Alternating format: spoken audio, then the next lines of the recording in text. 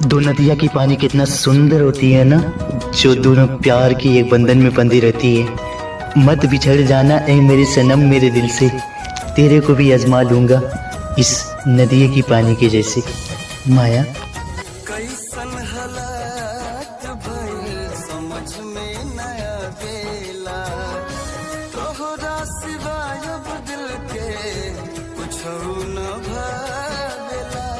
लिखल का विधाता ऐसा है राम, लिखल का विधाता ऐसन लागे जान बुझाई। कुछ न पुछलू छोड़ चल गईलू, याद बड़ी सताई। कुछ न पुछलू छोड़ चल गईलू, याद बड़ी सताई।